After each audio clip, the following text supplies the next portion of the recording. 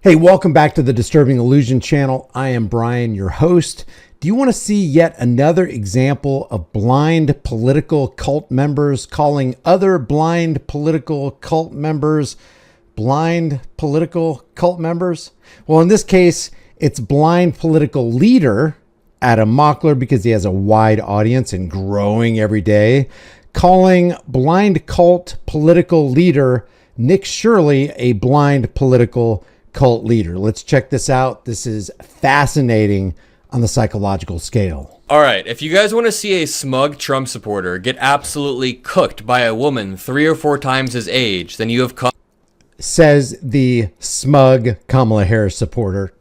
come to the right place. This woman on the right is brilliant, knows all the statistics, knows how to debunk the Maga talking points that they always use. Meanwhile, this dude on the left is kind of just a troll. I've seen a lot of his clips before, and he goes around interviewing people about politics, just random people, with the sole intention of catching them in gotchas, not even understanding, which is exactly what Adam Mockler does, why they feel how they feel. If you've seen my clips at Trump rallies, and you know, I approach it in a very honest way. I try to figure out why people feel that way. I try to inch them towards our position. I don't try to troll them. So that's why what this kid does kind of pisses me off. Also, I go to political rallies and I talk to people about politics. This dude just pulls random people off the street and tries to trap them when they may not know a single thing. So, I'm honest, Adam Mockler says. I come at it from a good place. Nick Shirley, he's dishonest. He's just a troll. He's just out there to push buttons. Guys, they're all out there to push buttons. If you're on the left side of the propaganda lie or the right side of the propaganda lie, you are pushing propaganda. You're pushing lies of the political parasites. I don't understand what people don't understand about this. The groundwork. Let me just show you this clip of this dude getting humbled. Again, I mean, he always goes up to people and just gets absolutely rolled. It's like a humiliation kink at this point. But he asks a border resident if they support mass deportations, and this woman perfectly explains that these mass deportations would kill the economy for a few reasons. Take a look. Who's going to be the man to fix this situation? This is going to make everything worse. We're not going to have anybody get the food. I remember 10 years ago, they were looking for workers to pick strawberries. No white people pick strawberries for any price. No price. No price. We're going to be screwed. We're going to be totally screwed. I don't know what's going to happen. It could be this way, but Adam Mockler is saying Nick Shirley is getting rolled here, and this is just this lady's point of view. This is an anecdotal point of view. This is what I feel like. You won't ever find any white people. I've been one of those white people, not picking strawberries. I was picking blueberries. And there was a lot of other white people out there. For this woman to say that's her truth, so to speak. That's how she's viewing it.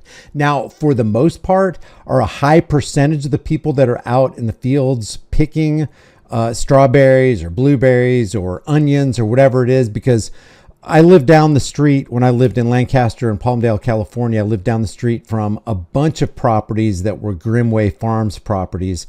And because I worked in the newspaper, we were up early throwing newspapers and all that. And you'd go by all these fields, and the people who were primarily not of American descent were out there with their little headlamps on, hunched over, picking onions and carrots from the Grimway Farms properties. But, you can't say you'll never find a white person. When people get desperate, they will do desperate things. And yes, picking vegetables, picking fruit is a menial task. It's very difficult, especially if you're out there doing it in the heat of the summer.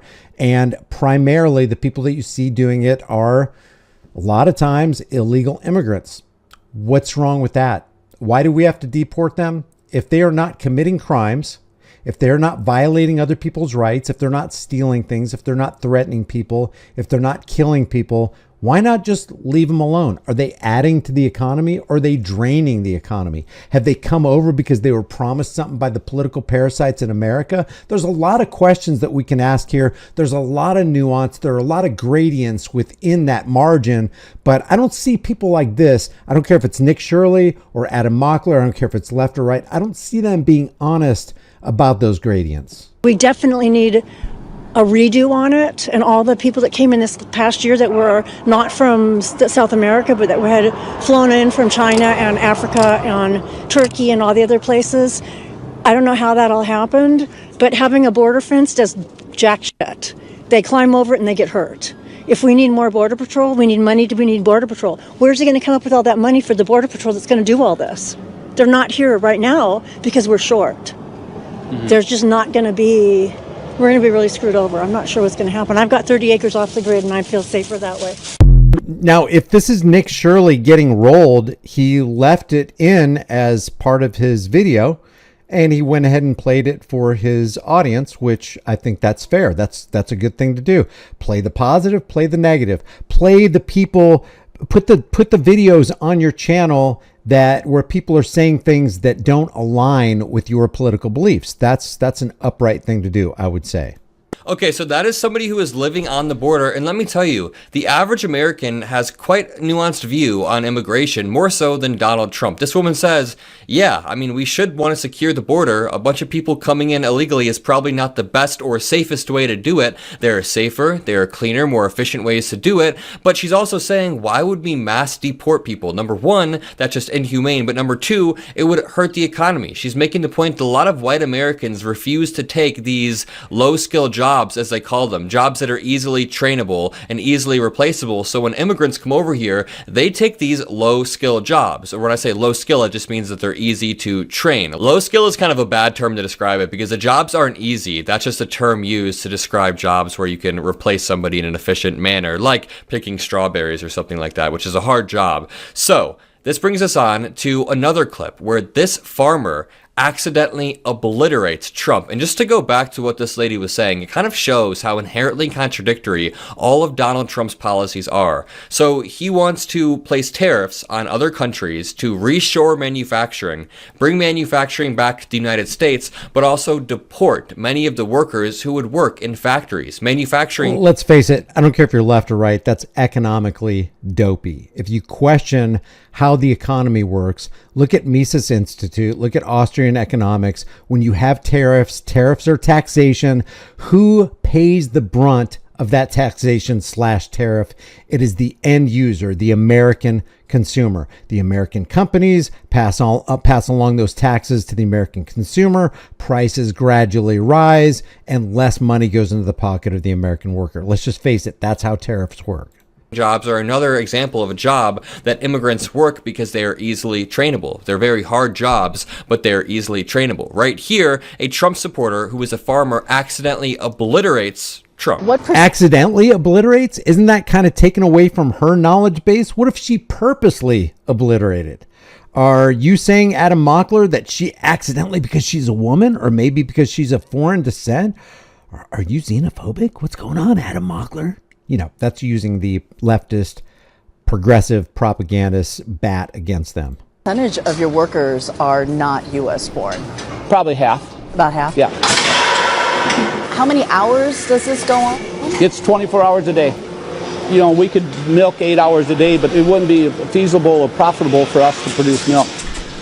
So you need workers like this year-round? Yes, yes. Governor Kristi Noem of South Dakota, her farm is just a few miles away. This farmer who voted for her, who voted for Trump, who still supports them, doesn't believe that they would round up immigrants and ask them for their immigration status because it's an open secret that farms in this state are held up by undocumented workers.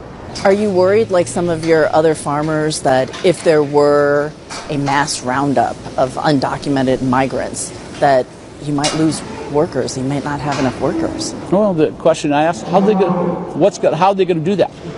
Within 2 days, we will not have food.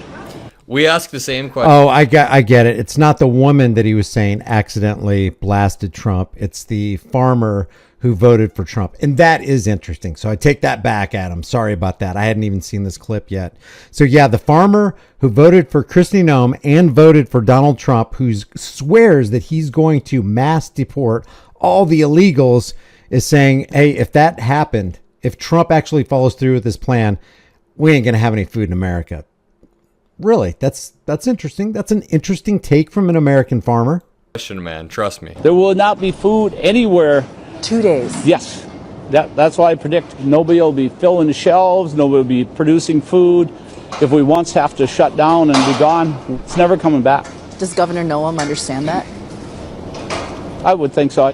You have a lot of faith that they're not going to do what they're saying. That's pretty much what I'm thinking. That's some interesting cognitive dissonance. So the people on the political spectrum, Kristi Noem and Donald Trump in this case, and remember, if you're new to this channel, I'm not left, I'm not right, I'm not centrist, I'm not moderate. I just want us to be free. I want us to cut the strings of federal regulations and return to sound money and constrain the government. For goodness sakes, at least decentralize the federal government coming out of Washington's District of Criminals. But this farmer goes so far as to vote for two people that want to express the desire to enact policies that are going to directly negatively affect him and the entire food supply of the United States, in his words, in 2 days. We have to trust in our officials that are put in place. Oh, that's funny. Coming from the supporters of the dude who says we can't trust any of our officials anywhere across the country. It's honestly just insane to me, if we take a step back, that Donald Trump won. He won the election on a platform of policies that would only hurt the people who voted for him. And I can point this out over and over, that people vote against their own interests. Yeah. That is very interesting. But name a president who hasn't instituted some policy or put his signature on some law that went through Congress or initiated some executive order that didn't take away rights and increase the national debt. I'll wait. Name one, Democrat or Republican, that didn't increase the national debt, that didn't work for the Zio International Banking Cartel, that didn't create regulations that were favorable to corporations and against Americans, that didn't increase the coffers of the military-industrial complex, that didn't seek in some way to remove firearms from the American people. And the list goes on and on. Facilitating and continuing on with the long failed costly drug war, civil asset forfeiture, the prison industrial complex. The list is virtually endless. That is like poli-sci 101, but I mean, he ran on imposing tariffs and somehow won the farmers. He ran on deporting immigrants and still somehow did well, or did better with Latinos than any other Republican president in recent history. And then he won the exact demographics that would be hurt after certain immigrants are deported. What does that testify to? That testifies to the same rightist cognitive dissonance that the left is involved in. It's the same cognitive dissonance. It's two wings of the same bird of prey, and they are helping the vulture circle the rest of us. Not just Adam Mockler, not just David Pakman, not just Brian Tyler Cohen or Midas Touch on the left, but also the Ben Shapiros and the Candace Owens and all the people on the right. All just whack, and it shows how strong the right-wing ecosystem is when it comes to the media. Their media is so tight and in lockstep that I guarantee this dude, who I'm sure is a normal dude who lives a nice life, like just a normal average guy, probably thinks Kamala Harris was a borderline communist and that she had even worse policies. So this brings us to this MAGA street interview gone wrong. This lady absolutely cooks this young Trump supporter, and she points out the statistics that he refuses to see. Take a listen. Before we listen to this, and I haven't seen this clip yet, but it is so damn easy to cook not only Trump supporters, but also Kamala Harris supporters, Biden supporters, Obama supporters, Bush supporters, Reagan supporters, Clinton supporters, Carter, Ford, you just go on down the list. Why? Because since 1913, they have all worked for the Zio International Banking Cartel. How do we know? Because the national debt increased and the value of the dollar was devalued, which is basically saying to the American people, we are going to tax your time and your labor. You got to work harder for less, and your dollars that you accumulate are going to buy less because they're weakened. That's how we know they don't work for you and they're playing for the same team owners. Do I support mass deportations? Why would I do that? Yeah, if they're illegal. These people are contributing to the United States. They're contributing to the GDP. And when you see stories of a woman like Laken Riley, the nursing student in Georgia who was brutally murdered by an illegal immigrant, you think the blood is on the hands The right wing likes to pull that out and forget that native-born Americans are much more committing of crimes and are much more responsible for the crime rate that we have than any immigrants. Immigrants have traditionally low crime rates, and so that's just more nonsense from the far right to distract people from what the facts are. This kid gets fact-checked all the time. I've seen so many of his clips. He'll just walk up to them and get rolled by somebody because he thinks that asking these leading questions, oh, somebody got brutally murdered, do you think any American citizen is going to defend that? Of course, Laken Riley getting murdered was absolutely terrible, but as this sweet lady points out right here, immigrants commit crimes at lower rates than native-born citizens. Oftentimes because they come here trying to make a better life for themselves, make a better life for their kids, and they don't want to get deported or arrested. So native-born citizens, American citizens, commit crimes at higher rates if you take a sample size of 100 people. So I think this really does support the theory that the average American citizen isn't as extreme as the Republican Party or as MAGA Republicans, even if Trump... Now, they won't talk about what color those native-born Americans are because the leftists, the propagandists on the left, the progressive propagandists never want to talk about race as it lends itself to criminal activity, which is another very interesting topic. Did win the election and win the popular vote, the average American citizen probably voted... For example, what percentage of those native-born Americans are X color that commit crimes versus this other color or demographic that commits crimes? Do we know the answer to that question? Their pockets definitely voted due to inflation or something like that was worldwide, that was caused by supply chain issues. I mean, incumbents across the globe are getting voted out. That doesn't mean the Democratic Party shouldn't do some soul searching. We did mess up at a few points, but the average American or the average border resident is someone like this who's like, yeah, we should secure the border a bit, but also why would we mass deport people? Like, this is just an average normal woman who has a great head on her shoulders, and this kid is going around trying to get gotchas. I'll leave it at that. Drop a like. Well, it's very interesting because it's not so much about gotcha. Let me just ask one question. Are you for theft? Are you for a human being stealing from another human being against their will and without their consent? The answer is no. If you're a moral person, you are not for theft. You are against theft. You call theft criminal activity. I don't care what other word you use to replace the word theft. Theft by any other name is still theft. So if you're against that, then you wouldn't be right-leaning and you wouldn't be left-leaning because that's what politics is all about. Politics and political parties are about massive extortion and theft by the government, the barrel of a government gun, and you can't escape it.